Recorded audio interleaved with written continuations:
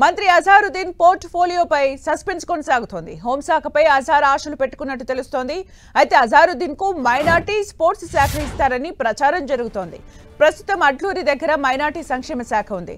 త్వరలో కేబినెట్ లోకి మరో ఇద్దరిని తీసుకునే అవకాశం ఉంది.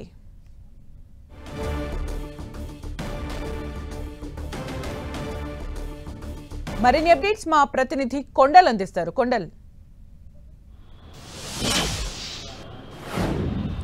ప్రస్తుతం అజరుద్దీన్ చేరికతో రేవంత్ రెడ్డి క్యాబినెట్లో 16 మందికి సంఖ్య చేరింది. మరో ఇద్దరు బాకీ ఉంది. ఆ ఇద్దరు మంత్రివర్గ పూర్తి విస్తరణతో ఆ ఇద్దరు భర్తీ చేస్తారన్న ప్రచారం. అయితే ఇప్పుడు అజరుద్దీన్ నిన్న మంత్రిగా ప్రమాణ స్వీకారం చేసిన అజరుద్దీన్కు ఏ పోర్ట్ఫోలియో కట్టబెడతారన్నది ఇప్పుడు ఆసక్తికరంగా మారింది. ఎందుకంటే ఇది ఒకంత సస్పెన్స్గా మారిన పరిస్థితి ఉంది.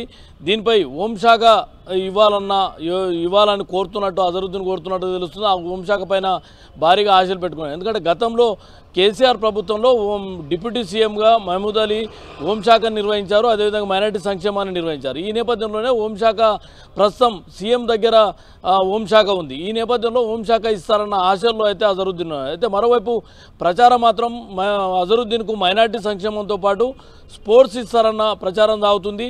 అయితే ఈ రెండు కూడా ప్రస్తుతం వేరే మంత్రుల దగ్గర ఈ శాఖలు ఉన్నాయి. ఒకటి మైనార్టీ సంక్షేమ శాఖ అడ్లూరి లక్ష్మణ్ దగ్గర ఉంది. అదేవిధంగా స్పోర్ట్స్ మినిస్ట్రీగా వాకిటి శ్రీహరి ఉన్నారు. అయితే ఇద్దరు కూడా రెండు సామాజిక వర్గాలు ఎస్సీ బీసీకి సంబంధించిన సామాజిక వర్గాలుగా నేతలుగా ఉన్నారు. మరి ఒకవేళ ఇప్పుడున్న పరిస్థితుల్లో వారి దగ్గర నుంచి ఆ శాఖను మార్చి అజరుద్దీన్కి ఇవ్వడం వల్ల మరింత ప్రభుత్వానికి విమర్శలు ఎదుర్కొనే పరిస్థితి ఉంటుంది అన్నది ఒక ప్రచారం సాగుతుంది. ఎందుకంటే బీసీ ఎస్సీల శాఖలు మారుస్తారా అన్న ఒక చర్చ కూడా రాజకీయంగా వచ్చే అవకాశం ఉన్న నేపథ్యంలో అసలు ఇప్పుడు ఆ శాఖలను తీసిస్తారా, లేదంటే హోంశాఖని ఇస్తారా, లేదంటే సీఎం దగ్గర ఉన్న మిగతా శాఖల్లో విద్యాశాఖ ఉంది, మున్సిపల్ అడ్మినిస్ట్రేషన్ ఉంది, అదేవిధంగా లా ఉంది, హోంశాఖ ఉంది. ఈ నేపథ్యంలో వాటిలో నుంచి కమర్షియల్ ట్యాక్స్ వీటిలో నుంచి ఏదైనా ఒక శాఖని ఇస్తారా అన్నది చూడాల్సి ఉంటుంది. ఏదేమైనప్పుడు కూడా ఒక సస్పెన్స్గా అయితే కొనసాగుతున్న పరిస్థితి ఉంది. దీంట్లో మరి త్వరలోనే మరో ఇద్దరు క్యాబినెట్లోకి తీసుకోవడం వల్ల పూర్తిస్థాయి క్యాబినెట్ను సీఎం రేవంత్ రెడ్డి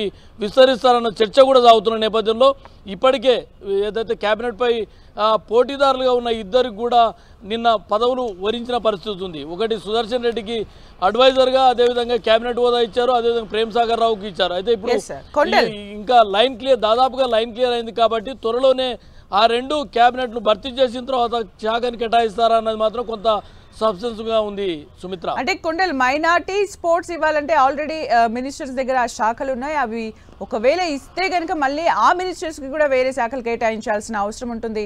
మరి మొత్తానికి దీనిపైన అయితే క్లారిటీ ఎప్పటిలోపు వచ్చే ఛాన్స్ ఉంది?